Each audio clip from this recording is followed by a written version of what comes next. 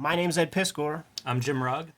We just came off of 7-hour recording session for Comics Journal number 152. Had to cut that up into 2 episodes, man, at almost 3 hours each. So let's get back to comfy ground, man. Wizard Magazine, number 13, September 1992. Flash, flash, flash, flash, flash. Wizard is the winner of 1991 Best New Publisher of the Year award, probably an award created by Wizard. We're a year in Wizard's publication. How about this Nelson cover, man? You know what this reminds me of, the composition? Do you remember those Olin Mills double exposure Yes. fucking family photos, man? You may have one at your mom's house, like I know I do. Yes. That's a hilarious comparison. Second Ghost Rider cover in 13 issues. Ghost Rider was so popular then, and I was reading Ghost Rider. I knew Midnight Suns expansion, but that's another one of those things that over the years, like, I don't think back and think Ghost Rider. That's the beauty of this series, and I think by now the kayfabers at home realize what the program is, and it's not a documentation of Wizard Magazine per se. It's a documentation of a period of time in comics history that was fucking bananas. Yeah, it's an incredible time because you have money flooding in from speculators. So then you have people coming after the money that don't care at all about comics. They just see it as, this is a place without a lot of competition. I can start a publishing company. I can do something to take some of that money for myself.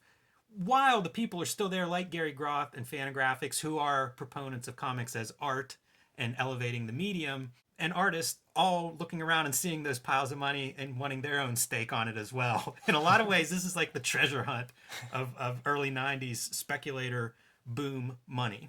Let's think of all the different ways we can to divest young children of their hard-earned allowances. This issue, it's like they are trying to be that everything magazine, where it's like, okay, we're going to cover video games, we're going to cover TV, we're going to cover this, we're going to cover that.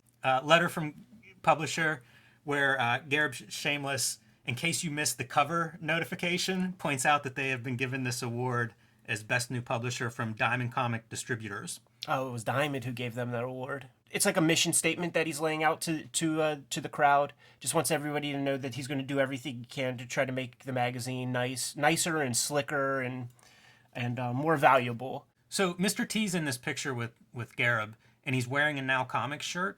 And I was ready to pull out the Mr. T and the T-Force comic. Yeah, sure. And I did pull it out and looked, and it's much later. It's like 93, middle of 93 or something. But that's what I assumed when I saw Mr. T, is like, what's he doing here? And he's had comics. He's, had different comics over the years, and one is coming up, but this is pretty far in advance of that comic. How about this Atomic Comics ad from Spar, man? His first color work. I'm surprised we haven't learned more about Spar. I feel like every issue almost we've been talking about this guy. Talk about like the mystery comics man. Right. Especially since he's in so many of these issues. He's probably been in at least 10 of these issues so far. Look at this, the little splash down there. Signed limited edition Faust holograms. Do you think that's Faust, Tim Vigil Faust? It's a 1,000% Tim Vigil Faust, and the reason I say that, not to blow the spot, but Spar gets replaced by Joe Vigil in the Atomic Comics ads. In probably maybe even next issue. Interesting. Letter from the editor, Patrick Daniel O'Neill, last issue, in Wizard Magazine number 12. He was talking about some like computer bulletin board system, CompuServe fucking news group that they were a part of, and they came up by consensus some sort of comics award within their own little message board. These are the results of the nominees that were laid out last month. They blow a lot of he blows a lot of smoke up each other's butts about how, this is a more discerning audience, a more educated audience, more sophisticated and mature. And then they just betray whatever he wants me to believe about this group's discerning eye whenever they give the best penciler and best inker awards to a guy who only draws covers. You're not a comic book artist. Right. And I like Brian Boland. That's who I'm talking about here for his Animal Man covers. I'm a huge fan of Boland's cover work and comics when he makes them, but there are no comics in this contest by Brian Boland. He's one of my favorite cover artists. Awesome. Have that as a category because it's illustration and design. It's a totally different discipline than drawing comics, and it's weird for somebody who spends 2 months on this topic talking about how, discerning this group is, to then, and also casting shade on things like the hot artists at Marvel and DC and the X books and Image. You can't follow up with this. I love Bullen covers though, for real. And he would do. He was one of the first guys I knew that went digital.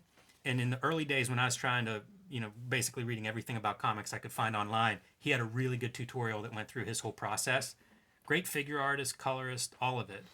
The most memorable part of that tutorial that you may be forgetting, because I know you would bring it up if you would remember, is he did a lot of that art with the fucking mouse. Like it wasn't. I didn't remember. Yeah, that. It wasn't stylus fucking Wacom tablet shit. Like he was getting those thick and thins with the computer mouse. Insane. I was on a panel with Natalie Andrusen, yes, an illustrator, printer, comic maker that I like. And I like her drawings a lot, and it's a very unusual line. And so finally, I just asked her what she drew with, which is a question I hate to ask everybody, but I could not figure it out. I could not reverse engineer how she was drawing, and she said a lot of that was drawn with a mouse. Yes. Yeah, I remember her saying that to me as well. It's incredible to think of the mouse as like a legit art tool. It does make a line that I haven't seen duplicated with any traditional drawing tools. We get right into the first, big feature of this issue, the Joe Jusko interview. And in the body of the interview, we learn that he was, while he was a comics artist early on, or cover artist, he was also a police, as they say in The Wire, in the South Bronx. And this is clearly the avatar of a young, 1980s policeman with the kind of flat haircut and that cop stash right there. All that he's missing is his aviator shades, man. You know what? That was a note I made too. I love it. And he describes it as when he was a kid, those were the two things he was interested in, art and cops. And so he tried both, which is awesome. We should say, too, we know Joe. He lived in Pittsburgh for a while, and there used to be like a monthly get-together with different cartoonists, go out to dinner and stuff. So, I've had dinner with him, super nice guy. But it's really cool to think, like, these are my dreams when I'm a kid, and then you grow up and do them. Yeah, and in fact, he was going to merge the two with Larry Hama. He was going to make a cop comic, but that just never saw the light of day. He also started out as an assistant to Howard Chaykin in the late 70s. I guess he worked for him or under him or whatever for 6 months, which is kind of interesting to me. Dean Haspel's another guy I know who worked as an assistant to Howard Chaykin. He used to do seminars or workshops at Marvel. Like John Buscema years ago would do them to help freelancers with shortcuts, speed, techniques, things like that. And I guess since then, John Romita Jr. has done some, and Howard Chaykin has done some. So interesting, that that's one of the things he apparently does well is work with others, or at least in part, teach some wisdom. And just to have the knowledge that that's even possible, especially like you and I are sitting here, we are guys who are at command of every single line of every single page of comics that we do, and to even deign to ask for help. At least for me, it never comes into my mind. It's like, if I need some help, I'm going to look in the mirror. But, if you were comfortable with delegating, it might free up a lot of time for the most crucial creative parts of the operation. Yeah, for sure. I think you can look at the Japanese model and see clearly that assistants can work to your benefit. So Jusko is known for a lot of his cover work and painting the figure. He clearly fetishizes the human figure in a way. And early on in the interview, we learned that he was a bodybuilder for a while. Boris Vallejo is a bodybuilder. Simon Bisley was talking about lifting weights. Greg Capullo, just take a look at his Instagram account these days, and he's hitting the heavy bag or something, and he draws a good vein. That Capullo does, man. Frank Frazetta, also a big cut dude, also known for drawing or painting these muscular forms. Yeah, it makes sense to me. I was surprised to learn he does not use a lot of reference, does not use models. Given how detailed his work is, I was shocked to read that. It's the difference between the stuff that he does and that Boris Vallejo guy who's very reliant on fucking photo reference. And it shows, because you could tell from a Boris Vallejo piece that this female character that he painted is not even in the same perspective as the muscular main character of this piece or that piece. And then this tiger that's over here is from something else with different lighting and everything. But you know who else does that fucks up like that sometimes, man. I saw this Alex Ross piece. It was this upshot of like the Avengers, and Thor is holding this hammer, and if you look at Thor's arm, you see the joint of an action figure. He painted it in. Oh, that's amazing. I saw it before I went to bed, and it was in my dreams at night. I was like appalled by it. That's incredible, and now that's probably my favorite Alex Ross piece. I'm not a huge Alex Ross fan, and a big reason is because I do think the art feels stiff, which is Jusko's reason for not wanting to work with models and to be too reliant on the references, keeping it feeling alive. And I do think he does that. I'm a big fan of his work, beyond him as a person. And that's part of the reason. Like, it does have that quality of, it has a little bit of that cartooniness, which I think of as life, as having some motion in the figure, some spring. Although, conversely, I love a bunch of artists who are very clip arty, like Ogden Whitney types, where it is very stiff, but that's almost the gimmick. Yeah, there is a middle ground where it's like, technically it's all right, and it's so boring. I just, it's true. Just don't care about it. Yeah. Whitney, like, he's bizarre enough. Yeah. You need a little bizarre. His early education was at the Art and Design High School in New York City. He graduated in 1977. I looked up the school because I hear the name of that school a lot in interviews. A couple alumni: Larry Hama, Art Spiegelman, Alex Toth, Joe Madureira, and many more. And that's just the comic people. That's not the filmmakers who went there. That's not the novelists who went there. Man, that is some list. Wow. All you needed was Alex Toth to impress me in that list, but man, that's quite a list. You were about to say something, Jim. So for this interview, the big project that Jusko's working on are trading cards, the Marvel Masterpiece Series 3? Series 4. Series 4. And he talks about he's doing, I think it's a little over 100 cards, and he is killing himself on these. 18 hours a day, 7 days a week, and he's turning out about 10 finished pieces per week. In order for him to hit those deadlines that he signed up for. So what's he going to do with his time after he finishes this card series? He's going to sleep for a month, he says.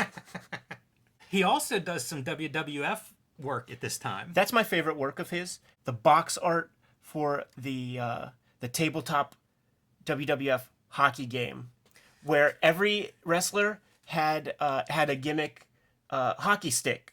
Of course, the Hacksaw Jim Duggan one makes the most sense, 2x4. But Sergeant Slaughter's is like a big stick with like a bullet at the end of it. Jake the Snake's is a long snake. And some of them just don't work. Like, there'll be an image. Some of them don't work.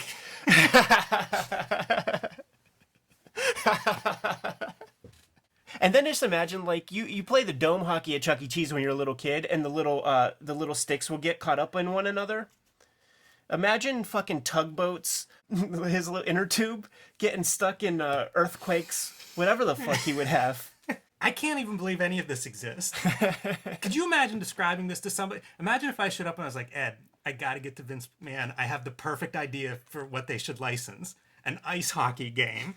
Vinnie Mac, man, shit, when I was a little dude. That's incredible. When I was a little dude in Toys R Us, there was a WWF section where you could get the big pillow stuffed fucking Hulk figure right next to all the little toys, right next to the thumb wrestlers, right next to fake belts. My brother and I did covet that big tabletop hockey thing, but that shit was like $60, man. There was no way we were getting that. So bizarre. The Wizardry of Nelson. Jim, I ask you, it's been a while since I asked you this. On your wrestling supercard, or in your wrestling territory or federation, where would you put Nelson on that card? Mr. Ass. And here's why. Let's hear it. So I looked up Nelson. First of all, I thought Nelson was Mark Nelson, the guy who drew the first Alien series for Dark Horse. And I mean, I thought this for 30 years. Sure. So I looked it up, realized that's not him. But he's in his first year out of school for this interview. Like, he's a brand new guy to comics at this point. He has a whole career since then. I thought he went into commercial art like film, because I think his style lends itself to things like a very finished, the airbrush stuff. I think of his RoboCop covers from Dark Horse, very polished. And I thought that's where he went. I think he's done some film work, but he has a whole career in comics since then, drawing interiors, doing traditional pen and ink. And I don't know if you realize it, Billy Gunn is still wrestling. Oh, really? Yes. As Jim Cornette would say, man, he had an accident on the job. He got buried by some bad booking. You know what? I'm glad you mentioned that the dude is fresh out of school here, because as I was reading this interview, you could almost read it like the guy is trolling in a way, because he's talking about how the heyday of Marvel Comics is definitely the 1970s, and he's very confident in that. And, you know, of the Image guys, when he's asked about his influences, of course Simon Bisley's like top dog when it comes to the painting part of the gimmick. But when it comes to the Image guys, Del Keown is his number one, quote unquote, because he draws realistic, not cartoony like the other guys. There's a couple images floating right on screen for you right this minute. You be the fucking judge. and let me know if you could see these images right here through good old Nelson's Nelson vision. I love Del Keown. I do too, but I love him for the cartoony aspect. Right. There's a lot of lines. He can double light a bicep. Very well. But With Jesus he can Christ. double light veins. Yes, he can. But realistic is not the first 50 words that come to my mind when it comes to Dale Keown. It's definitely not the reason I like Del Keown. He does mention some of the more classic influences, John Buscema and Neil Adams, which is also two guys Joe Jusko mentions as influences. I think those two guys probably more than anything else were the 70s, were, when you think of 70s comics, in a lot of ways, those two are the apex of 70s comics. Towards the beginning, so it's like early 70s, and then like late 70s, it would be like George Perez, John Byrne, like who a lot of people would often mention. So he gets out of school, and his first published piece is the cover to Ghost Rider 18. He tells a little story about how that went down. Great story. He went to SVA, School of Visual Arts in Manhattan. And this is a school that does offer cartooning when not a lot of schools did. We've talked about the people who taught there. He mentions Gene Colan as being one of his teachers in comics and drawing, which sounds really awesome. I'm a big Gene Colan mark. But he wanted to major in both cartooning and illustration, and he wasn't able to officially do that. So he just took enough classes in both that he essentially had two majors. Takes his portfolio. Terry Kavanaugh's the guy who reviews the portfolio, digs it enough to let the kid know that he wants to have some of these pages like on record, so that he could just refer to them in the future, give them a second look, a deeper look. So wisely, Nelson knew that this would require him to go back to the offices. He at the offices, he must have had some idea about what was in the air, what those guys were looking for, or whatever. Ran home, painted a Ghost Rider cover, the cover to a Ghost Rider number 18, and made copies of that before he went back to the office. Bobby Chase, the editor for Ghost Rider, saw it, bought the image off the spot. Made me think about the first inklings of like any sort of professional interest that I ever got was there would be those big thick books, the Artist Market books. I think they still make them, and there would be Artist Market for like illustrators and the illustrator and children's books and stuff like that. So like they 500-600 page books, but they really really fucking pad these books out, because there will be like maybe 3 or 4 magazine art directors that you would be different ones, but they're all going to the same place. You know what I mean? Like the Condé Nast it's the same guy looking at the shit, is what I'm saying. And I would just blanket say, I would just start in the A section and go to fucking Z. When I was 17, I sent a package out, and I got a call from the art director of Hustler magazine, because I sent artwork to it may have been Big Brother magazine, which was a skateboard magazine that Larry Flint published, and the art director of Hustler, offered to like take a second look at my shit, and wanted to keep in touch and all this, man. And then it got to the point where it was time to work together, and it was an amazing period of Hustler, because this art director was hip. Dan Clowes did the masthead for the letters page. Jaime Hernandez did 2-page illustrations. Coop did illustrations. So like this guy was hip, and I was going to be part of that thing. And then he's like, "Oh yeah, how old are you?" I'm like, 17. He's like, "See ya." I do love that story though. I love your story too. But having that opportunity is like, okay, I'm going to be back at Marvel in 2 days. What can I do? I mean, that is how this works. Think about what you've got, what you can do in that time frame, who you get access to, and that's hustle, man. Yeah, It's what you've got to do, and Nelson demonstrates it perfectly. going to an art school really helps create that mindset of like pounding the pavement and getting busy, because man, being surrounded by 30 guys who wanted the same job that I did, man, if that doesn't put the battery in the back. So the other guy who works the guy who's not me, who works the hardest, works 18 hours a day, stays up all night, goes to school, goes to sleep at 3 p.m., wakes up at 10 and just grinds. Okay, that means I have to work 19 hours. That's always been my mentality. Jim, can we quit bearing the lead and talk about the cover illustrations that Nelson did that are near and dear to our hearts? I was looking for Nelson work in my files, and I don't have a lot of it, but I do have the cover to Motorbike Puppies #1. This is a book by Nabal Hodge, who we talked about in last episode's Comics Journal special. He's the writer and creator of a series and publisher of a series of these books. We talk about him in the journal because he climbed the Georgia State Capitol dressed as one of his characters and was throwing copies of his comics out to the gathering crowd, as a promotional plan. So I was surprised reading this interview to see that he was the cover artist for this book, but got to be one of his early works. It's a wraparound cover, so don't skip on the cool-looking gun. Yeah, man, that's a heck of an Uzi, man. It looks like he probably used the Operation Wolf arcade cabinet for reference on that baby. It looks exactly like that. Yeah, like that would be the red button that you would hit to shoot the missiles. Activate grenade launcher. The pen and ink work that Nelson did, that people may or may not remember or recognize, is he did the X-Men pages for like those Charleston Chew comics. Like in back interior cover ads, you would at least see it then in those 90s comics.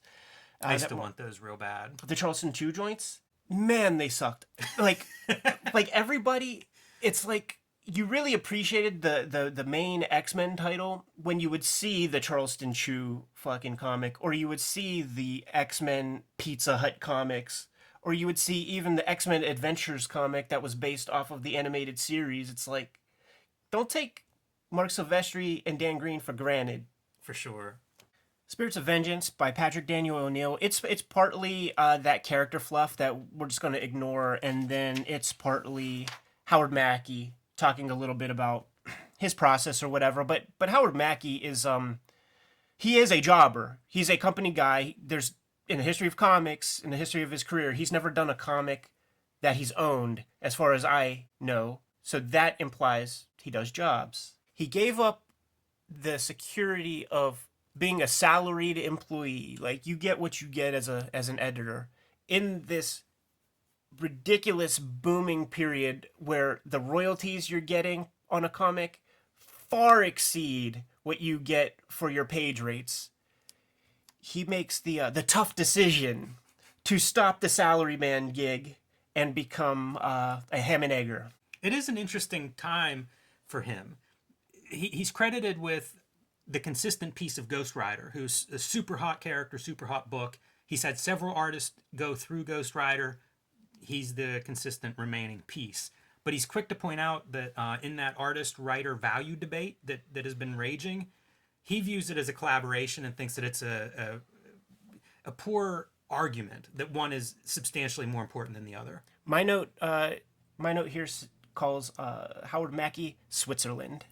My note here says, I hate this orange background. I was reading this at night, and with my old ass eyes, struggling to, like squinting and trying to put different lights on it to make it work right.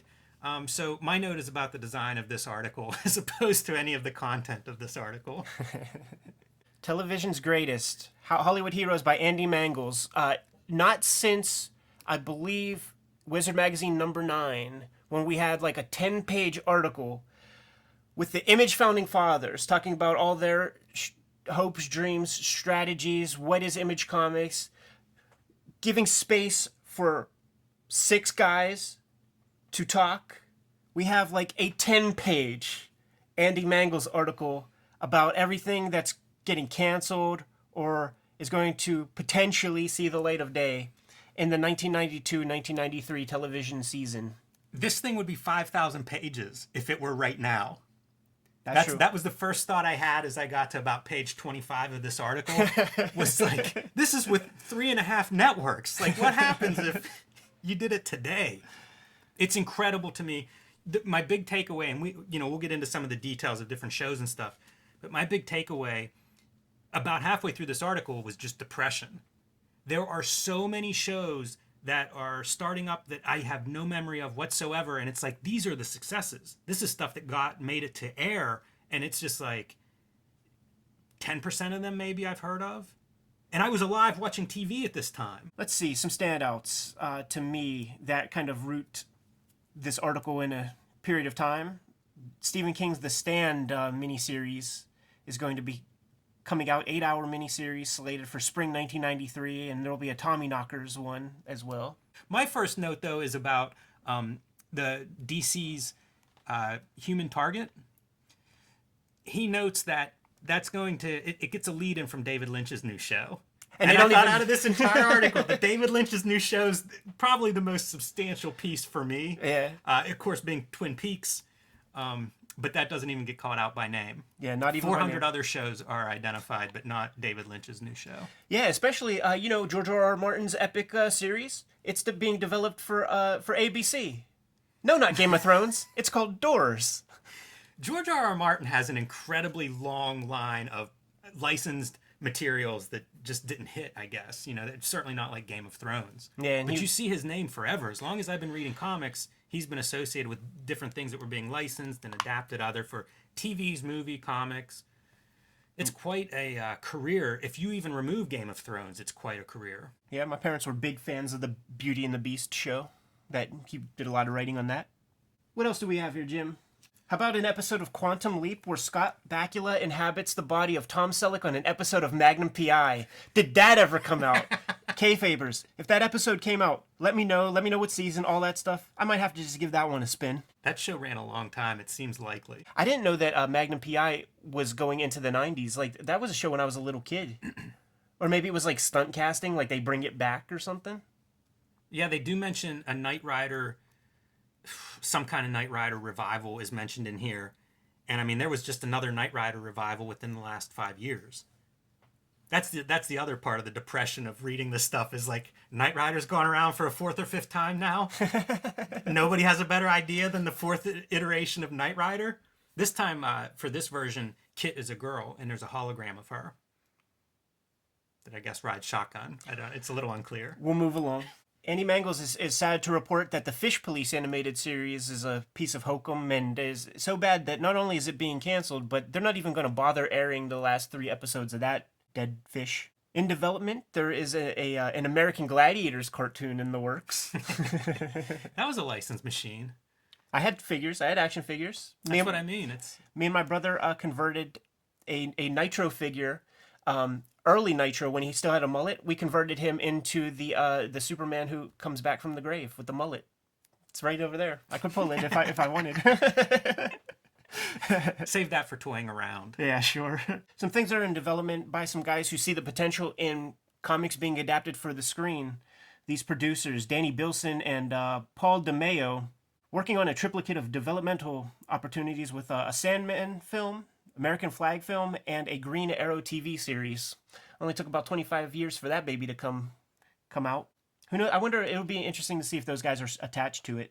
Any other big revelations, man? Fox announces the X-Men. Well, I don't know if it's announced, but X-Men is scheduled. I feel like that's a cartoon that... This whole Fox lineup is my fucking young life, dude. Like, this all blew my mind, man. To just, like, see these names all over again. Even, the Alvin and the Chipmunks, the Beetlejuice cartoon, Tiny Toon Adventures, Batman the Animated Series, Eek the Cat, Bobby's World with Howie Mandel, man.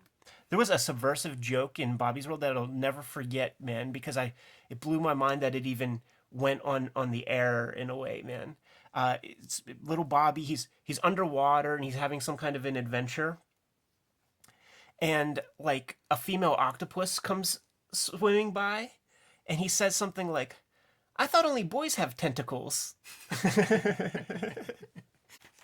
Jesus Christ, this goddamn article doesn't quit, man. The Bob Show, where he's a syndicated cartoonist, man. Mad Dog. Did you ever watch that show? Never once, man. And in fact, just before preparing for this, I at least checked out the intro of the series. I wonder who the guy is that's drawing the Mad Dog stuff. Maybe it is Ty Templeton. Like Ty Templeton drew the like the Golden Age kind of feature in the Mad Dog comic. Doesn't look too dissimilar on the screen there. It's an amazing description for the show. So he's a syndicated cartoonist at this point in his career, Bob. And a character that he had created in the 50s or 60s is being revived, but in like the 90s gritty style. That's pretty inside comics for primetime Kung Fu. The legend continues. Coming back. This is the shit that the cyclical nature of generations and how like nostalgia kind of like gets its hooks into, like, once you opt out of like the most coveted like 18-34-year-old demographic and you're in that more advanced stage, that's where this stuff comes in. Because my parents were super into this and they were selling me hard on the idea of Qui-Gon Kane and Kung Fu, and it's the first time you saw Kung Fu on TV. And then I did love this show, but then they started to put on the real Kung Fu show, and I'm like, this is a Western, this is cowboy shit. Why is it called Kung Fu? I was so mad. and then at the position we're at now, I'm a 36-year-old man. Cobra Kai is dope. This is my favorite unexpected subplot that's come out of Wizard, is how cyclical everything is. Like, people get so mad about remakes and everything, and I feel like that's a trendy thing to complain about now. It's always been this way. It has always been this way. Muppet Babies is going to be on USA. See, this is my formative years, man. Ren and Stimpy has been called out. Ted Turner has bought up Hanna-Barbera's catalog and has started Cartoon Network as of October 1st. That seems pretty big. It's huge. And here in Pittsburgh, we are not a major media market, and Cartoon Network came to the burg in like the fucking year 2000. And it came as a part of a big package. And part of that package also was the Sci-Fi Channel. And the Sci-Fi Channel was crucial. Like on USA, you would see commercials for Sci-Fi Channel stuff. And that's where I first laid my eyes on Akira for the first time ever, because that was being broadcast on television. Like, it hit the theaters in a very, very small way in America. I think the week or two after the first episode of The Simpsons came out, so like 1989. But the first real blip that Akira had was like, on TV Sci-Fi Channel, for the people who were lucky enough to have it. Probably just the major markets: Chicago, LA, Philly, New York. But then some other ones they mentioned, some of the USA shows that I totally forgot about: The Hitchhiker and Swamp Thing. Swamp Thing season 2 they talk about here has 50 episodes. The live action Swamp Thing, 50 episodes. That makes sense, because that thing was on for a while. And I don't know if you remember, like, there were the feature films. Boy, that costume for the televised Swamp Thing, man. This is before the golden age of television is now. Yes. And everything that came before, Mantis, like Manimal. Do you remember Manimal? The only reason to watch Manimal was for the transformation sequence. The rest of it's garbage. Swamp Thing seems golden for a golden age of television revival. It seems like you could do really sophisticated story with that. Star Trek Deep Space Nine is starting up. They reference the Next Generation is, trying to describe what to expect from Deep Space Nine. So I'm not a big Star Trek fan, but that seems significant. That's something that I think is still sort of floats around.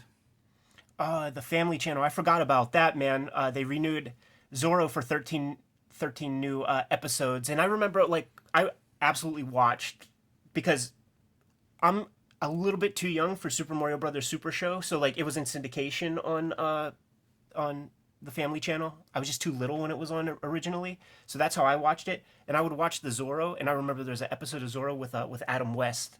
That was really good, man. And then I also remember the Maniac Mansion, one of those amazing LucasArts scum point-and-click video games. I remember it for Nintendo because I wasn't a rich kid and didn't have a Commodore 64. That shit was dope. And Nick at Night is going to be starting pretty soon. And there was the show that was like, the saccharine Tales from the Crypt, Twilight Zone show called Are You Afraid of the Dark? I was a big mark for that. This was the era, like late 80s, early 90s. That was the era of like the O. Henry, snap ending television show. Like, on the page before, The Hitchhiker, there was like Night Gallery, Ray Bradbury, Monsters, and then the Friday the 13th show and the Nightmare on Elm Street show.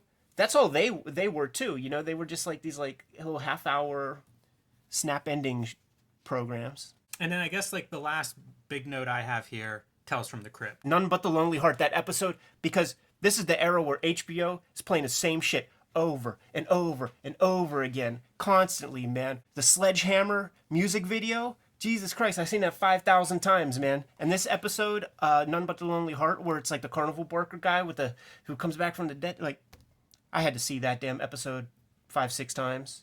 And then the Dr. Giggles one is the one that where Dr. Giggles plays the psychotic Santa Claus. That was a part of that first season. Palmer's Picks. This month, Tom Palmer looks at weird horror. He is now running a blog, and he gives some context to these columns, each one. I'm sure we'll have a link in the supplementals. We always do. Whenever there's a Palmer's Picks, the link to Tom Palmer Jr.'s articles are in the supplemental material in the description below the video.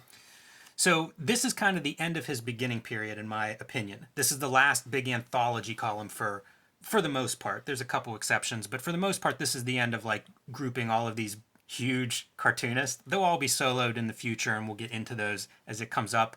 His idea for this column is issue 13, horror. And it's not conventional horror. It's not blood and guts. It's not severed heads. It's not playing baseball with entrails or whatever, man. It's psychological horror. Yeah, surreal, stuff that'll kind of stick with you. And he singles out cover. 4 artists. Chester Brown, who was doing Yummy Fur, and specifically his story, Ed the Happy Clown.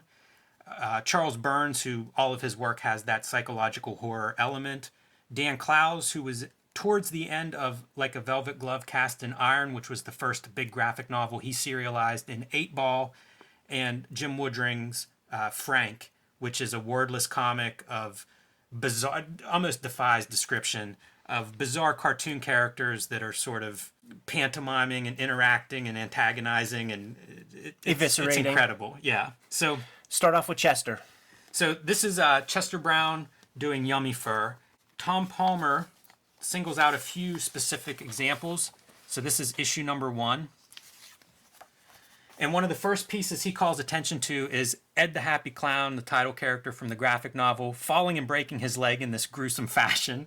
Now, correct me if I'm wrong, Jim. The way the narrative plays out in Ed the Happy Clown, initially, Chester Brown did a bunch of mini comics that were completely unrelated. And this is his way to like build some continuity of sorts amongst all that stuff. So just by nature of having these very divorced, separate comics, trying to string them together is going to create a surreal tone. Yes, and why don't you give this a flip through, Ed, because you'll see this was a collection of these mini comics, and you can see, this would have been the cover for issue 1 that he sold out of a baby carriage, much like Crumb on Hate Street with Zap. Right. So, interesting to me at the time, this was a book that I found early on. I got it at a flea market. So, pretty strange. Especially seeing, like, one, the art's different than anything I'd seen, but also seeing this format, right? Because how do you turn a mini comic, presumably, half size or quarter size, into like a comic? And that's why I think this layout is so unusual.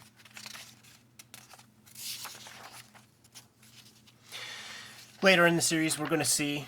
And I'm just going to flip a couple of these covers on because I think his cover design, that's a pretty unusual cover design. And we're going to run through. Ed the Happy Clown was serialized across 18 issues. So this is another thing that Tom Palmer calls out. It's Ed being imprisoned. And now if you start to flip through, this is him in prison. They've shaved his head off. He's kind of robbed him of his clown identity. But Adventures in Science was another one of those stories that would run in the mini comics that eventually linked up. And this is a story about a guy who can't stop shitting. And it's coming through another dimension. Right. And so this guy ends up getting arrested and thrown into the cell next to Ed.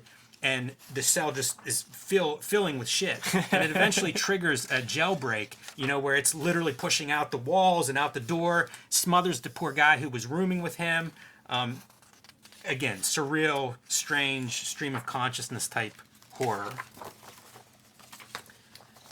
There's, of course, vampires who are brutally killed. Talk about like some of the psychological imagery that sticks with you. A little leading up to it, little bush, little 80s bush. Pretty amazing panel. And then part of Yummy Fur is that he does a lot of different comics. One of them is adapting books from the New Testament, which are amazing and haven't been collected, so another reason to seek out these issues. Are we going to show Ed's junk already, or what? This is the third piece that Tom Palmer calls out, is somehow Ed's penis develops the head of Ronald Reagan. And this is a sequence, as you can see, of the talking penis head. Very bizarre. Quite insane. Ejaculating.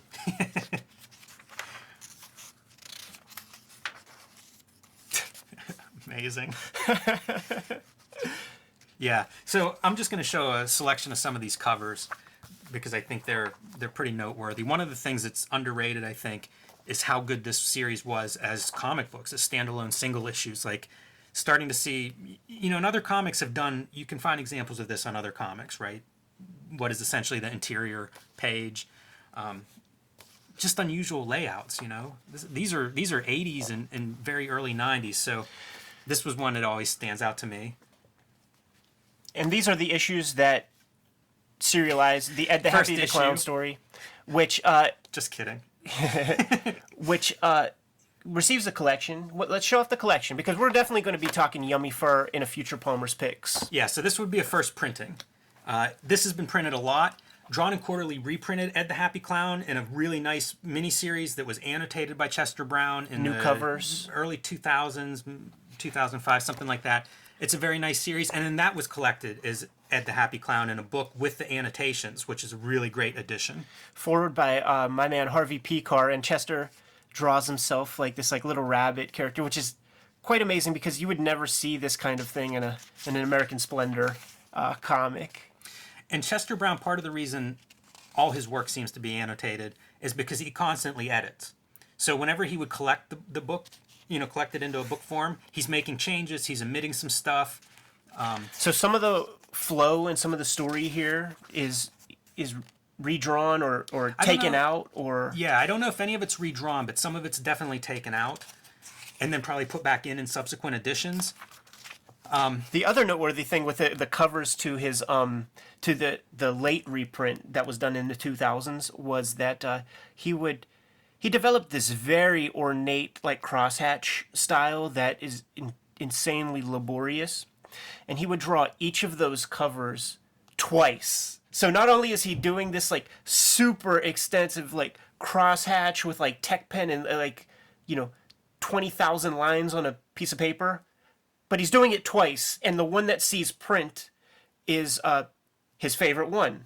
So the Beguiling, for a long time, the images are probably still up there because he famously does not sell his artwork. He doesn't sell his published artwork. The stuff that he sells is his riffraff, and there are Ed the Happy Clown covers that are sold from the Drawn and Quarterly stuff, and those are the ones that didn't make the cut. Jim, they look the same.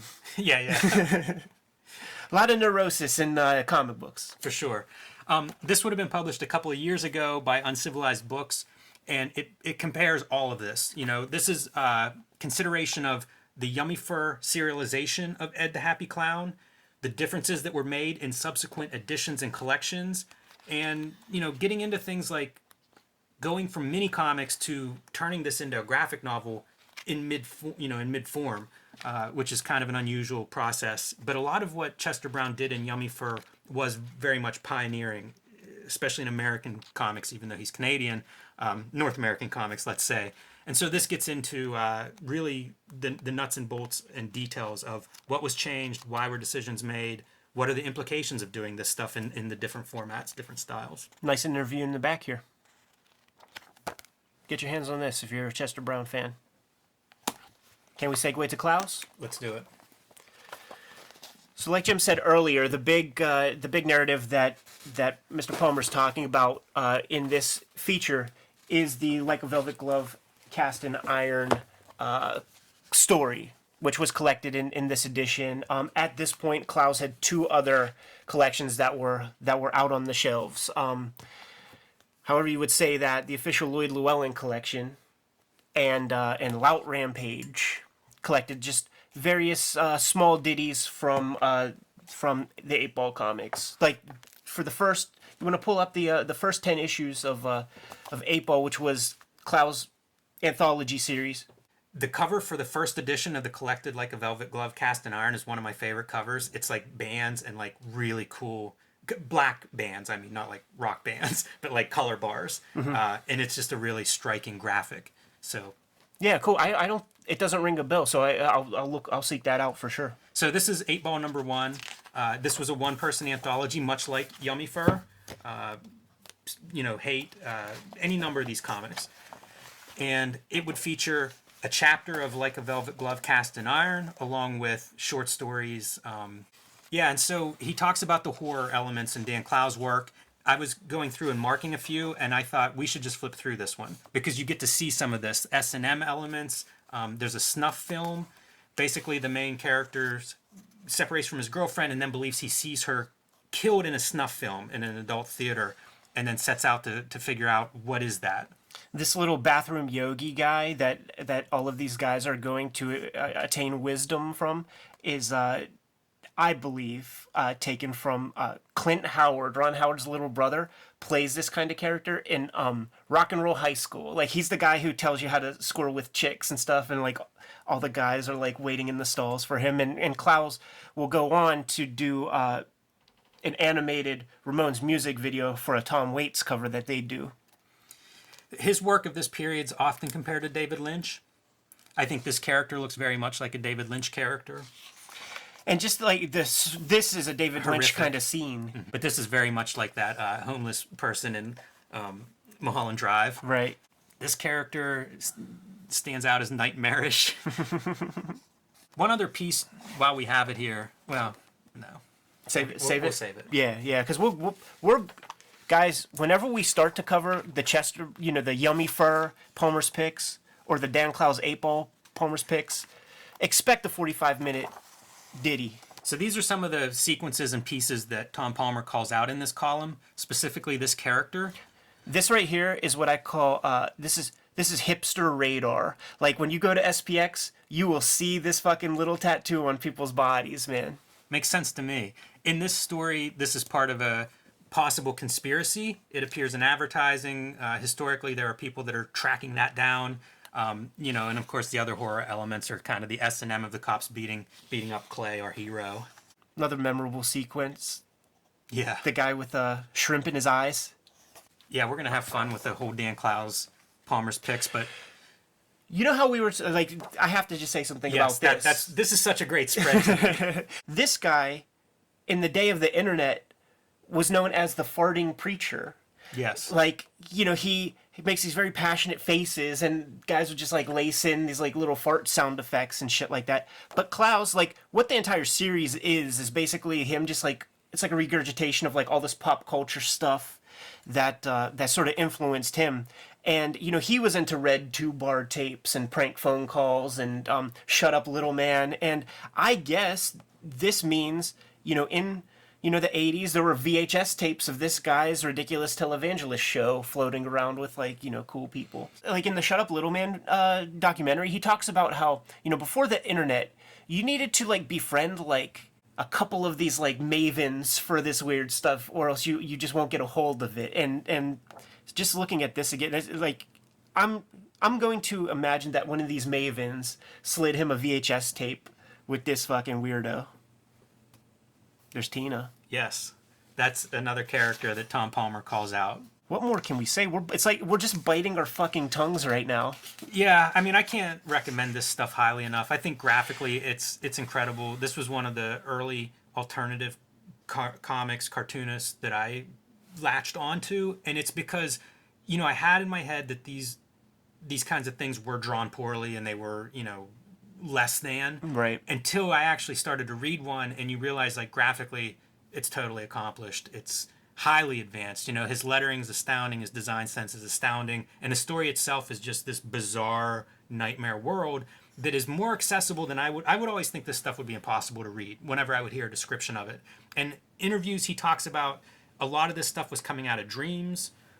You know, it is very surreal, but it is very accessible at the same time. Very easy to read, much easier than I anticipated. Break out the 10th issue of 8-Ball for me. The last, you don't have that? I only brought the first 8 because that's all the... So this article stops. It's up to issue 8, so I only brought the issues that it's up to. The reason I was going to compare and contrast our main figure because he, even surrealistically, like, it sort of just happened by nature of Clowes just doing the work. But this is the main character, and, like, okay, so let's see how he evolves just aesthetically, because the other thing to sort of break kayfabe... The dog. Yeah, Tom Palmer calls out there's a dog that's been bred to have no orifices and has to be fed intravenously, and this is the dog. Yeah, got shaved because I think they discovered that little tattoo on him. Yeah, so you can see the character, you know, a character comparison in some of these shots. And Clowes would talk about how the character just very naturally started to just look like him, and what he was putting down on the page, even though it seems wild and seems extraordinary, people in his life were aghast at reading some of the things that they were reading because they felt it was too close to home, which makes you fucking scratch your head. What the heck is going on here?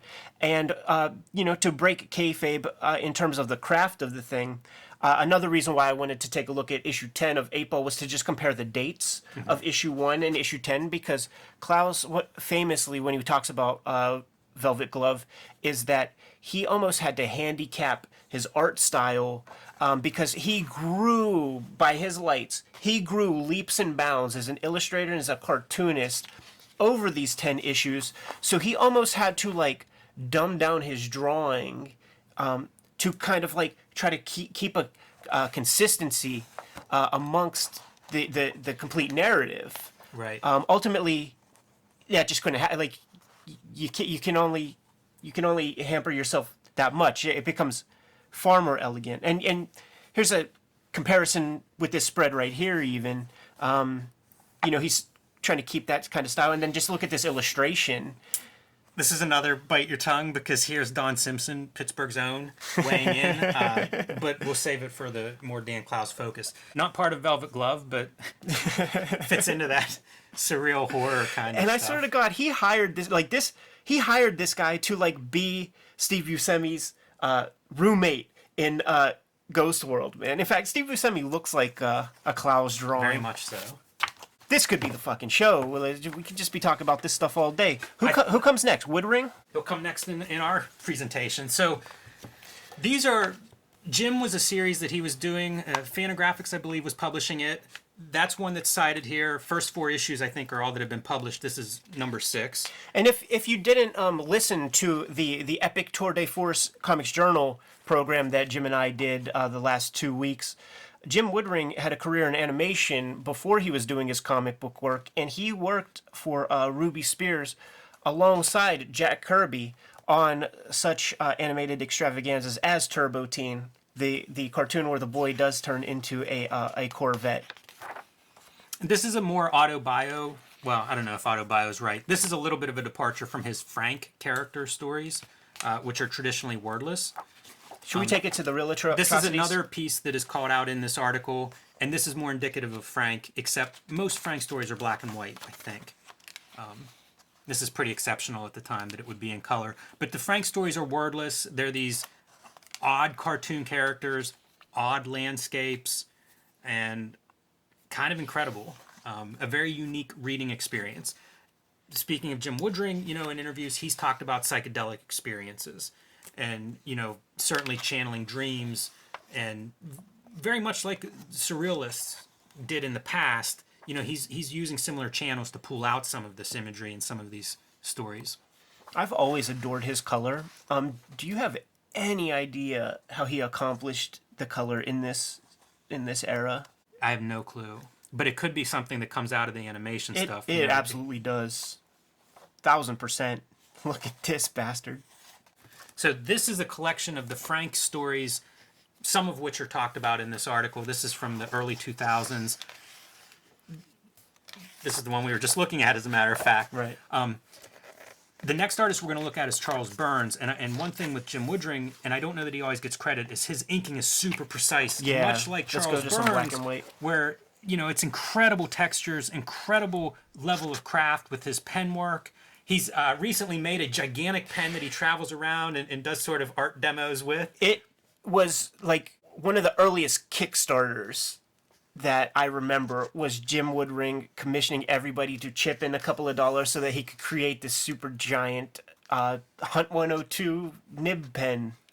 And he's very prolific. Since the publication of this book in 2003, I think he's done 4 or 5 more Frank books that are equal to or better than this stuff. You know, just gorgeous. Feast for thine eyes. You know, and the stories are just these kind of trippy, easy to follow visually, but at the same time will mess with you. They will leave a mark. I brought a couple of other works that I think of when I think of Jim Woodring stuff. So this is a little off track, but I don't know when else we would mention it. At the same time that I read the Frank book, this is Territoid Heights by Matt Brinkman.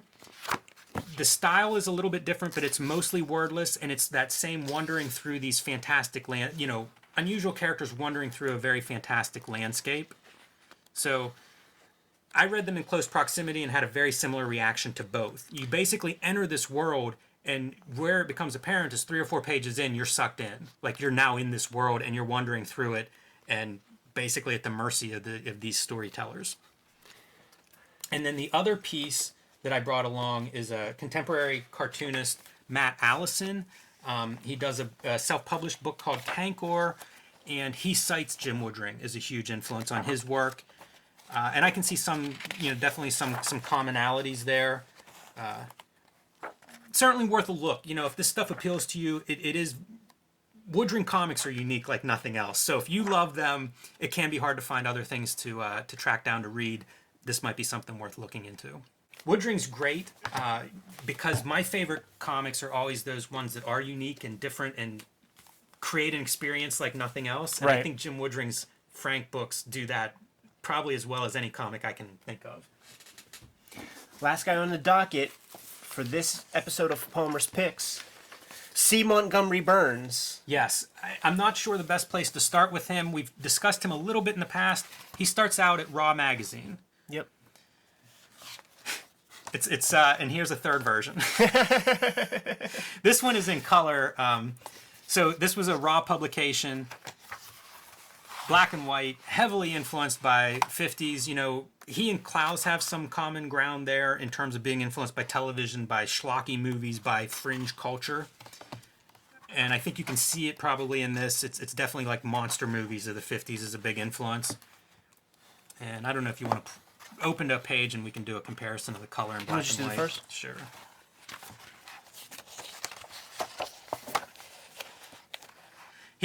I was surprised when I saw the color version of this story how well it works in color. You know, I'm impressed by artists who can make both black and white and color work well, you know, on the same illustration. I'm just looking at the color really closely, and I think that this color is done with those colored Zipatone screens. Yeah, I could see that. Because it's so smooth, but it's not 4-color standard process. And then we get to this weirdness. Yeah, what's that look like in black and white? It's just clean, right? Yeah.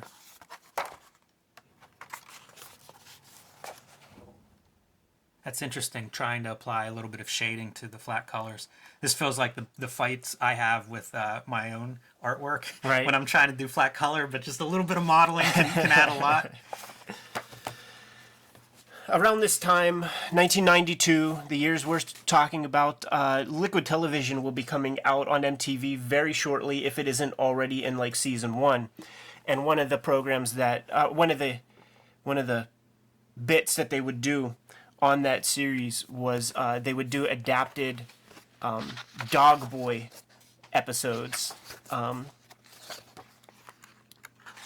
Charles Burns, along with Matt Groening and Linda Barry, were pioneers in the alt weekly strip. Burns was called Big Baby, but he serialized a lot of stuff like under that umbrella. And here is what the comic book version of Dog Boy looks like. When you talk about surreal, I will include some links in the description for the video to show you the Liquid Television episodes, because like when you see characters like this guy or even Dog Boy with this ridiculous hair, like how do you replicate that with human hair? The answer is you don't. You put fucking plastic helmets on people, and that's what everybody like. This lady's hair would be like a big plastic helmet, and boy, it's odd, crazy color. Yeah, Burns is incredible. His art, to me, it's almost machine-like. It's so precise. It's the sharpest inks. It's the most assured. And like all of these artists who have a very precise style, I'm always impressed by how much he can actually describe with that style without breaking any of the rules that he seems to set up. It's incredible. All the stuff that I've read of him, it just demonstrates an ability to tell almost any story within this very rigidly defined style. El Borba is one that Tom Palmer calls out by name in this article. Wrestlers, monsters, aliens. And it's the aliens of the Outer Limits variety, not the Twilight Zone variety. Far more visually interesting. If I ever do my wrestling videos, he'll be one of the wrestling books. It is amazing, like how wrestling and comics, like it's all a part of a piece, man. It's trash culture. It's trash pop culture, and by trash, we're not saying we think it's trash. We're saying your mom thinks it's trash. This El Borba one is hard to find. I think it was the first one Fantagraphics did in this format. Yeah, they did this 3-volume series of a lot of his early stuff pre-Black Hole. And boy, we're going to be able to talk about Black Hole in about issue 35, 40, issue 40, I would say. Very exciting. So, Tom Palmer basically concludes this article with, while all their work might not be for you, there will be at least one drawing that sticks in your mind as being unusually disturbing. Well said, Tom. No doubt. And Burns has taken a copy of Marvel Tryout Kit, an unfinished comic printed on art paper designed to recruit new talent, and added his own deviant touch to Aunt May, Doc Ock, and Spider-Man. But where did that appear? I was wondering that. Is it in the Raw Volume 8, maybe? But did it appear in the end of Raw? Did it appear in Raw at all?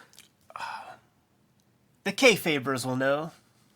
Hardcore has dropped the name Cyborg from their title and dropped me as having any interest in it whatsoever.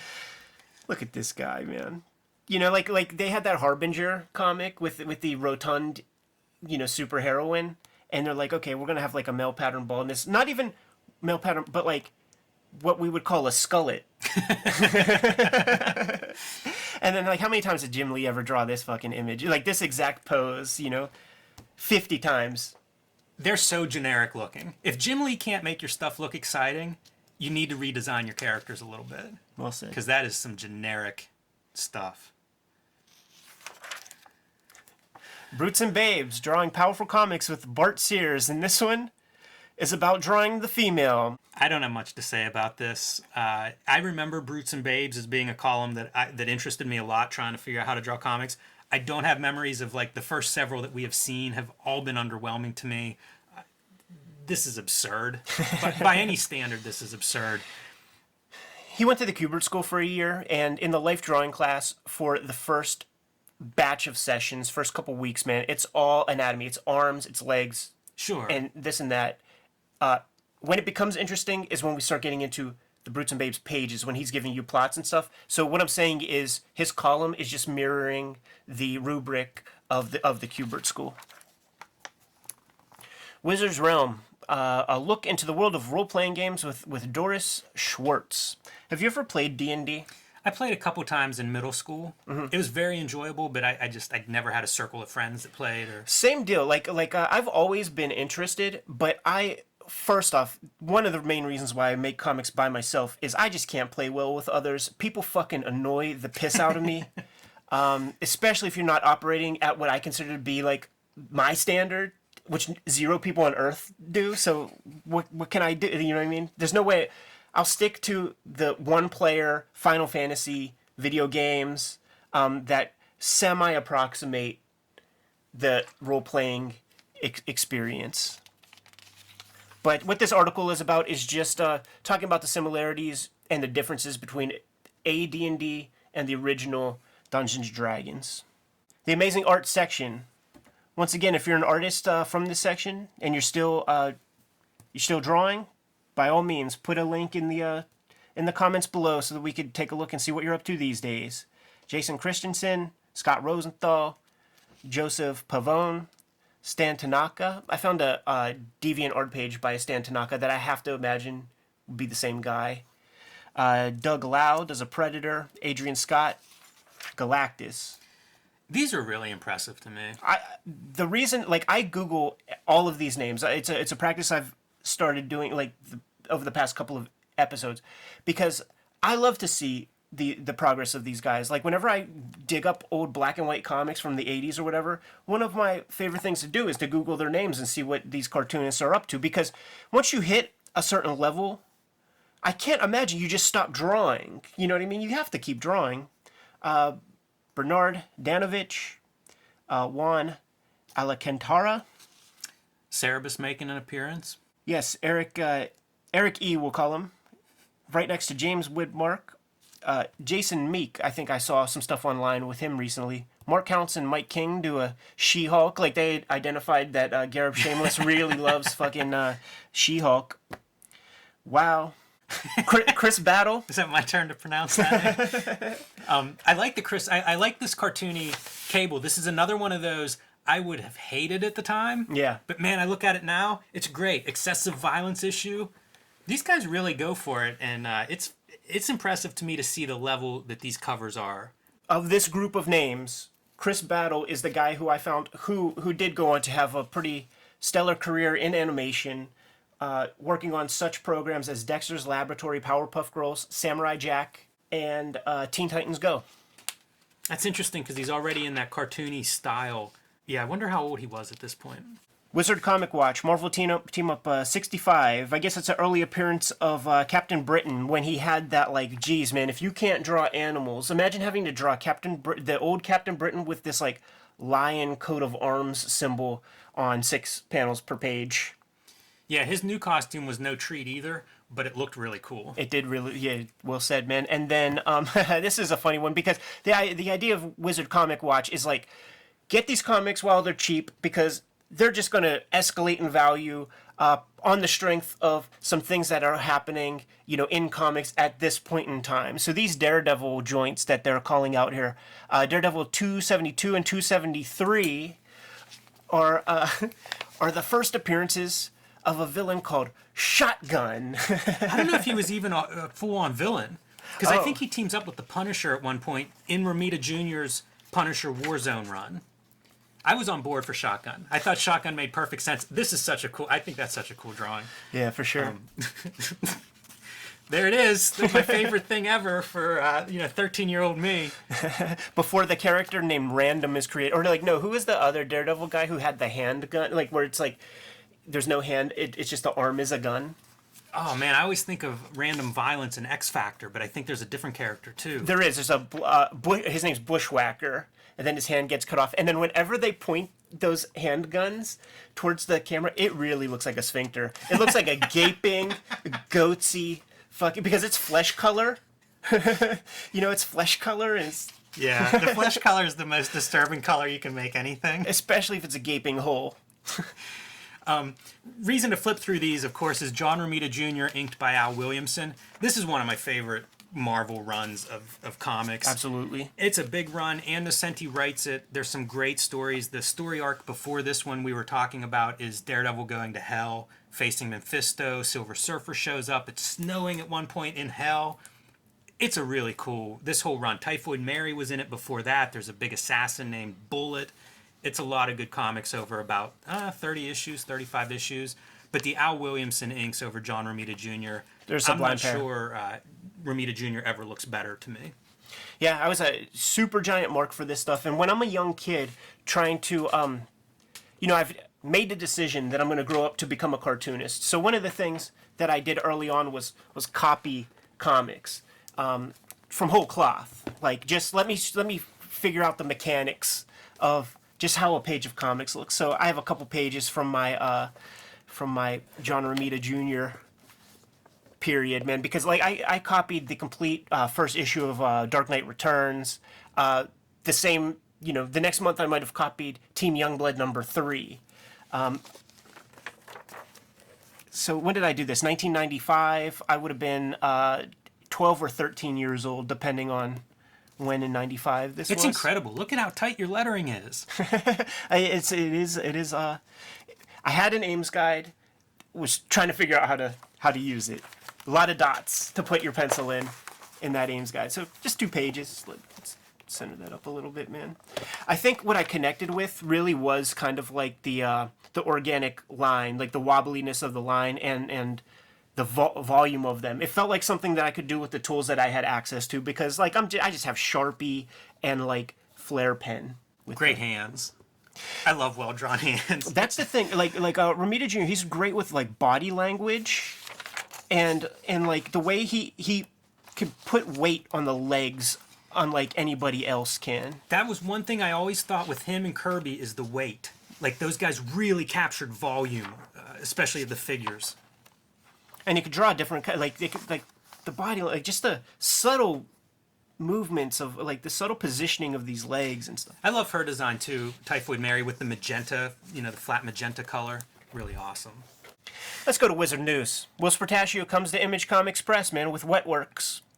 Man, was I excited for Wetworks. I was too. I have every issue. I can't tell you what happened. Like, I didn't read it, but it looks good. Mach 2 computer coloring. Like the early stuff is like whatever, but when they take the black line out of his metal characters, that's when the shit looks real fun. I always thought these were the perfect character designs for the computer. As the digital color started to really come on board, it was like, these dudes are metal. Like, they're built to be digitally colored. Yeah. Well said, man. Also, I would look at this, talk about complex character designs.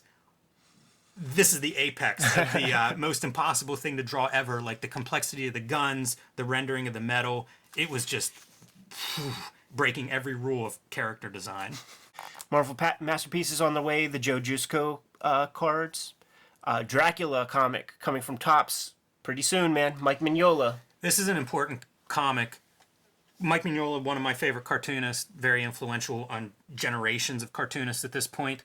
This comic in particular, and we'll get into it more when it actually comes out, was a huge piece of his evolution. Absolutely. So that'll be exciting to talk about. Cool announcement. Yep. And Todd Loren, publisher of Revolutionary Comics, Rock and Roll Comics, found dead. There was a documentary not too long ago, and by not too long ago, I mean like, say, 8 years, called The Story of Rock and Roll Comics, about his life and about rock and roll comics. Now, one of the things that this guy did, in some ways, he's a spiritual grandfather to like the hip-hop family tree thing, because he was making comics about Jane's addiction, and famously, when it was announced that he was going to be doing like an Ice-T comic, Ice-T just hit him up and said, let me write it. Like, let me write the comic about me. They got sued a lot. They won on First Amendment grounds, citing that their work is journalism or whatever. Found dead, murdered, stabbed to death, and in the documentary. Well, first off, he was murdered, right? So in the documentary, when people die, like, everybody extols their virtue and all this, except Gary Groth. When Gary Groth is on the documentary, it's just like, those comics were direct, total pieces of shit. The guy's whatever, but fuck his comics. And I'm like, that's Gary. That's my publisher, man. I love that dude so much. But also in the documentary, speculation that it was Andrew Cunanan who killed Todd Loren. He was a gay guy, and this Cunanan guy killed Gianni Versace. So that guy was already in jail. But like a lot of speculation that this Cunanan guy did Todd Loren in. And I only bring it up because it was a big piece of the documentary. Ken Landgraf drew several rock and roll comics. So Ken Landgraf is an 80s black and white artist that I'm a big fan of. And if you look him up and track down his work, He did several comics for Revolutionary. The big name that would have participated in that, if you got the Public Enemy comic, drawn by Stuart Immonen. Todd Lauren also started Carnal Comics, which is still in still a publisher today. Are you kidding me? Holy fuck, man. I guess it's just like how, there are like 100 issues of like Elvira comics out there, and I've never seen one. It really looks like the Olin Mills when you see it by itself with no logo. Absolutely. The thing I like about this Lobo Blazing Chain of Love advertisement is the overprinting of these lips right here. I wonder if that is able. I wonder if that's able to be seen on camera. Toying around with Brian Cunningham. He answers some questions here. I was really excited. The first question is, how does a toy get made? And I was like, oh man, this is gonna be cool. We're gonna hear about it getting sculpted and reduced in size and all this stuff. And all it is the Toy Biz executives meet with some Marvel executives and editors, and they pick which characters they should make into toys. And then they send it to China, and then a toy comes. That's it. That's his description of how it's done. There was this amazing Ben Edlund extra page in the old Tick comics. I'm looking on the bookshelf. I can't find my Tick comics like that quick. But anyhow, it was the Tick showing you how to draw the Tick. And it's circle. Yeah. And it's a circle with a square, with a line down the middle. And then the last panel is, now draw the Tick holding that circle with the line down the middle. And that's what that is, man. Nothing really comes out of this. Yeah, nothing much. The only cool thing is this photograph of the like original X-Men team with some improvisation on the Cyclops costume there. But boy, I wish I could see this way bigger to take a look at those. Because, those are those Cookie Monster eyes, man. Those like little sticker eyes. I think they are. Yeah. See, that's the problem. This needs to be printed way, way bigger. I would like an expose on how these figures are being made, because that is a strange beast. What's funny, too, is these are clearly like designed to be Mego-ish. And we heard Brian talk so much about his love of Migos, man, so it's almost pandering. It's also a bunch of work. Like, somebody made cloth costumes for all those. No, I think it's incredible. Picks from the Wizard's Hat, Shadowhawk #1. We talked about Shadowhawk #1 before, but Cable #1 on the right-facing page, man. The miniseries by Fabian Nicieza and JR, man. This is awesome, since we were just talking about John Romita Jr. being inked by Al Williamson. I'm a big Dan Green fan, mostly for his work on Mark Silvestri. And it's really cool to see him inking over top of John Romita Jr. Whenever the John Romita Jr.'s X-Men run began, like Dan Green was the inker here, so they've had a long relationship up to this point. This series, so it would have been Rob Liefeld who was supposed to draw it initially, right? He goes away, forms Image, and then comes John Romita Jr. here. And I think when you look through this comic, I think Romita is like baffled at the Image style. Like, he's just trying to figure out what makes these guys tick. And the art is kind of reflective of it. It's not standard John Romita Jr. style. Like, everything is built. Yeah. Everything is built on like squares almost. You know what I'm saying? Like, there's like these blocky shapes. This was a book. Like look at these figures, man. I was a little disappointed in when it came out. And much like X-Force #8, I now cherish this comic. Mm-hmm. I mean, I don't know about you, but I do as well for the art. Like, it's unreadable nonsense. Fabian Nicieza, writer, of course. These are the fun. This is that Wild Pack. I think they start out as 6-pack. It's so classic, like him trying to interpret that Rob Liefeld Image style. And my favorite Image, one of them, is this piece, which is just incredible. I think there was an interview where it was described as basically putting a couch on this guy's shoulders. His head's so small. He's 20 heads tall there. It's impossible. Like, the coolest image is not the easiest one for you to see. Just rip it out, Ed. Rip those pages out so we can see this image in full. I just can't do it. There was an oversized T-shirt produced with this image in color, where the T-shirt was all white, and then it was just cable, like, 3 feet tall from like the bottom of your collar to the bottom of the shirt. I want that shirt so bad. That's a thing, kayfabers. If you know where a new copy of that shirt is. You ain't getting a new one, man. You're gonna have to screen print out your shit. You're getting a fucking armpit stained, fucking subterranean. And it's on white. It's the worst design you could give to comic book fans. But I think the imagery is amazing, and it's a much cooler series than than it should have been, considering the turmoil behind its creation. I bet it was drawn super fast, because at this point, like, it was all set up for Rob to be drawing this, and then, like, they just yank it out from under him, or he leaves. I don't know the circumstances of how that split exactly occurs, but I mean, an issue or two ago, Liefeld's talking about his plans for this series, so, like, this had to have been turned around pretty quickly.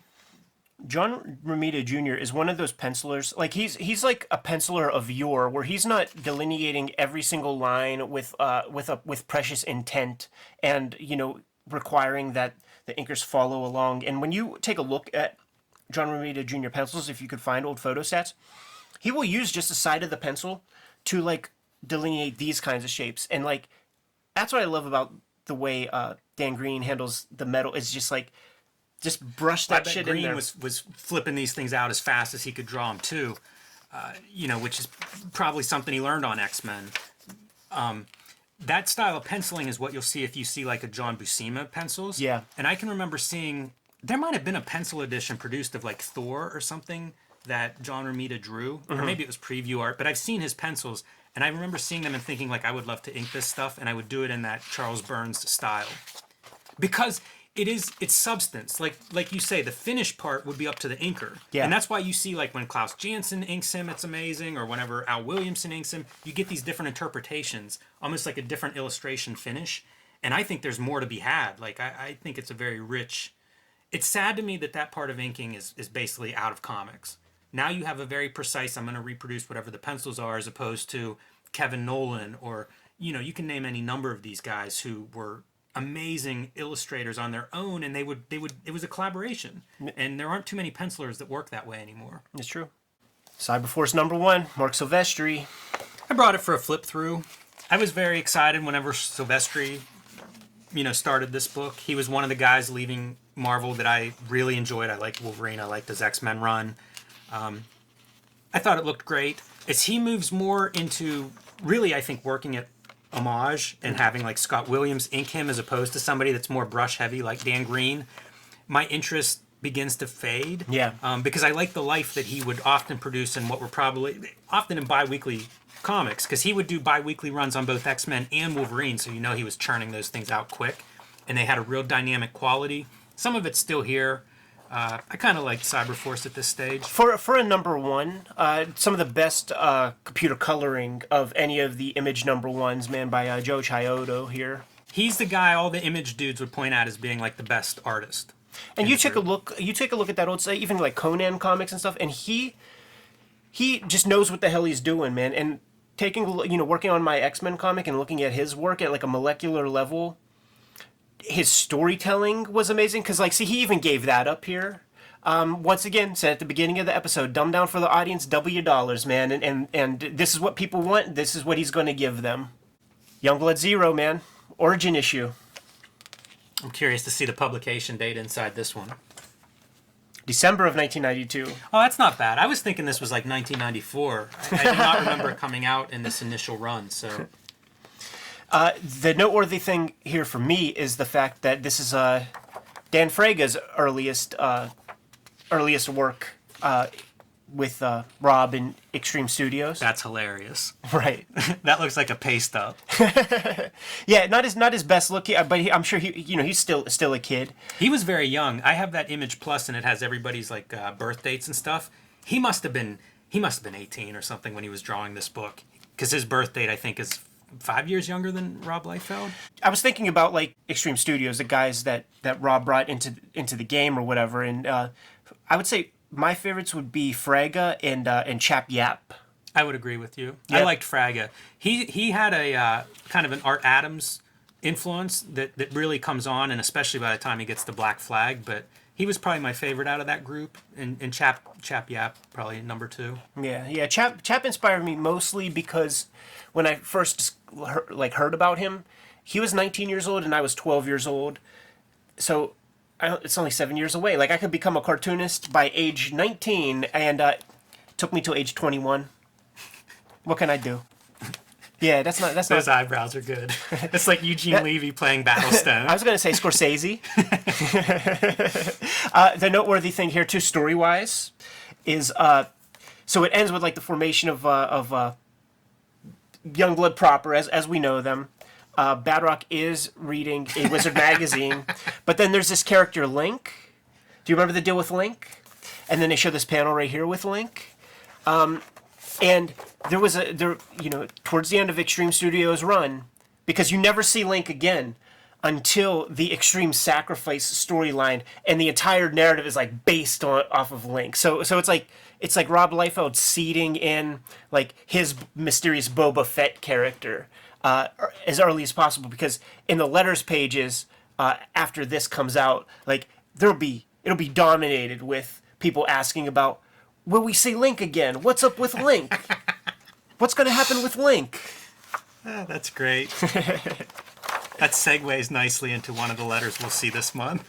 Oh, awesome. Because I could... There's another Link piece. Yeah, because I just can't fucking stand those letters, man. So I'm just going to leave that shit up to you, bro. Top 100. 3 image books in the top 10. How many DC comics are in the top 10, Jim? 0, same as last month. Number 1, Wildcats. Number 3, Brigade number 1. Merritt Michaels is a number 3 seller. He gets the bronze medal, man. And Spawn, number 3 in the 5th slot. This month's number 1s, man. What do you have for me, Jim? Metropole AD, Book 1. This is the second series in the Metropole series by Ted McKeever. I ended up with a hardcover collection of all of these. It was one of the first comics I ever pre-ordered, and it's beautiful and stunning, and it's that urban environment that's like where the city is sick, like the city's been sequestered. It's kind of like Armageddon within this city. There are angels and demons. It's incredible. I think it works better in black and white maybe, but this is one of my series that I really like. I'm a Ted McKeever fan. I'm a giant fan of Ted McKeever myself, and I was trying to think in wrestling parlance, like how he would fit in, and think about it for a second. The way I would describe him is he would never draw money. Like, he would never be a pro who would draw money. So he's not a Hulk Hogan type guy. He would not at that level, but like he is like extremely sound, but also like very quirky. I was gonna say it should be a unique gimmick. Like Raven maybe. Maybe. Because he's sound, he's got all the fundamentals, and is actually really, really great, but he has something that will never make him a superstar. And this is not me disparaging him. This is me being thankful that he exists, because he does what he does, and he's not worried about trying to, like, he's not going to Alex Saviak route trying to create a Jim Lee style to capitalize off of like what's hot now. He makes fucking Ted McKeever comics. It's what he does. It's what he'll always do, and I'm extremely appreciative. And he's been all over. He's very prolific. Eddie Current would have been the series that's kind of connected to Metropole that he did before this. It was a 12-issue run in a 12-hour within the context of the story. Very interesting. Did black and white era stuff all the way up to Tangled Web of Spider-Man. Did a series of Elseworld stories for DC that featured a Superman, a Wonder Woman, and I think a Batman story. So he's big. He's been, all over the place. Godzilla Color Special. This is super cool. Art Adams art. How can you beat Godzilla drawn by Art Adams? For sure, man. Were you into kaiju movies and shit like that? Loved them as a kid. Yeah, I grew up with that stuff too. They would play on like a Saturday afternoon and loved it. There's a great book of the Godzilla creator, all about his output, and they just show all of those film stills and behind the scenes pictures, and I loved all the miniature sets. I loved seeing like the guy standing next to the monster, the dude in the rubber suit standing next to the cardboard buildings. I got a book when I was little out of the library, and it was like a behind the scenes of that stuff. Yeah. And it burned into my head, because I was into dinosaurs, so it was like, oh, a Godzilla book, and then you would see the models and the guy standing next to him. I love that stuff. I got a book from the library. We had to go to the Oakland library, like a far away library when I was a kid, to get this book out. But it was like my dad's favorite book too, and it would be these like movie stills of old horror movies and shit. And it's now that I realize like what we were taking out was some kind of hardcover collection of Famous Monsters of Filmland, some bound book. Because that's what it was. It was like these stills of that by Forrest J. Ackerman. And if anybody like knows about like a Famous Monsters of Filmland book from the 70s or before that would be in the library system, put something in the comments, because I desperately want to find this book again because I just know it's going to open like neural pathways that have not been touched in 30 years at this point. Yeah, that stuff is really cool. I used to check out the same books, over and over, and so like they would burn in. Top 10, August 92. If Greg Bulls, he holds weight in Harbinger #1, and surprise, Harbinger #1 is the top book of August 92. Yeah, they say that it was printed in under 40,000 copies, which it's kind of noteworthy because the #2 book, Spawn #1, 1.7 million. So about 40 times for every copy of Harbinger 1, there are 40 copies of Spawn 1. I saw an ad.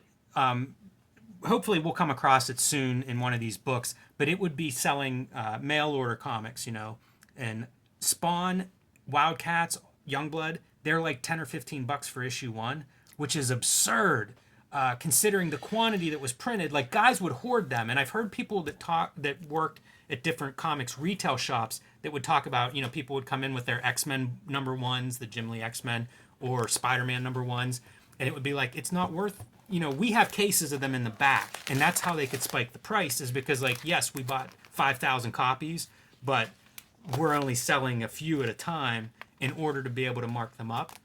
That's some of the crooked speculator stuff. Yeah, it's scumbag shit. And it deprived me of having my copy of Spawn #1, so I had to convince my friend to go. Enter a life of crime and counterfeit comics. It was like the life of the criminal enterprise of attaining these copies is more than just the bootlegging of it, because of course it was honor system at the copy machine. So of course we only made like five pages worth of copies and paid a nickel.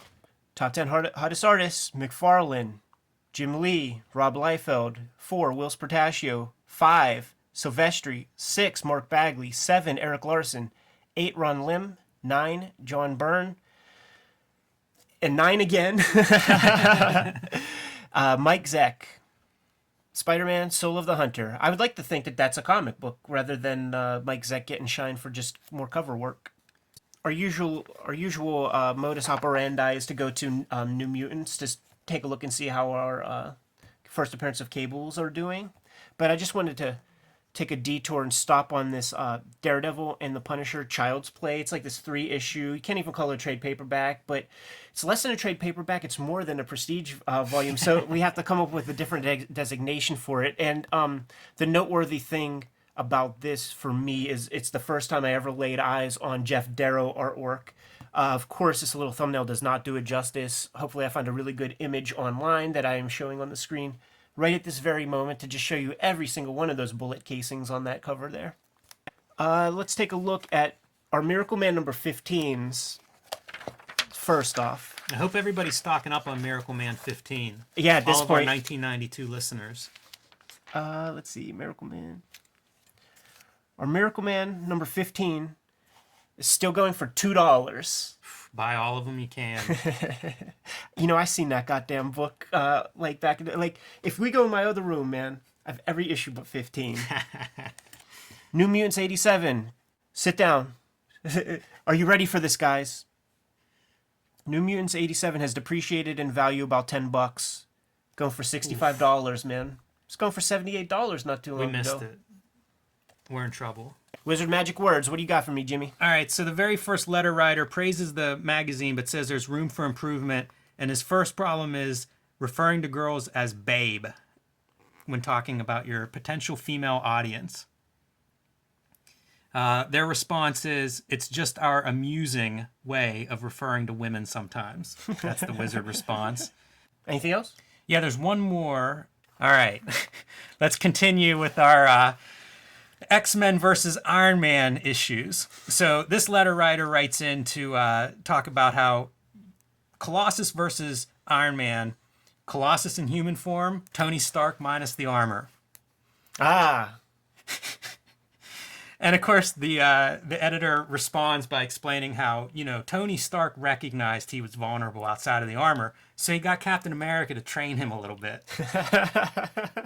And explains how Colossus is completely dependent on his armor form for fighting, and that Stark would basically mop the floor with him. He's so confident in his answer that he just shuts him down in Twitter fashion, man. Enough said. Just because your favorite guy is in a hot book doesn't mean he can beat up Galactus. So it is on. Letter art. Interesting selection here, Jimmy. Lonnie Allen does a Psylocke Elektra gimmick. Man, I'd read that comic. Brian Kim. Faust. He does Faust lettering with a skull. I love it, man. Faust. I can't believe how much Faust is in Wizard. I know. And then this little texture that we all used to put in our panels when we were 13, trying to figure out how to like make good comics. What is that? I still use it sometimes. Like in the first issue of my X-Men, I had to figure out like how in ink do you draw like hay, and I kind of did a texture like that. It's not easy. Try doing that, man. Get home and draw some hay. Yeah, how the fuck do you draw hay? Jeffrey Mercer, Spawn. I love his little word balloon. I'm Spawn. And Wolverine, kicking it on a street corner, man. A Madripoor street corner. Ooh. Oh, how about this? It's now Marvel 2099, the first appearance of the actual lineup. It's been solidified, man. Doom 2099, Spider-Man, Punisher, and Ravage 2099, written by the late great Stan Lee. That wraps up coverage of this zany month of 1990s comicdom. Like, follow, subscribe. Tell everybody you know to like, follow, and subscribe. Hit the little bell notification thing. Let you know whenever we put out new episodes. All of our social media information is in the description below. My name's Ed Piscor. I'm Jim Rugg. We'll see you guys next week.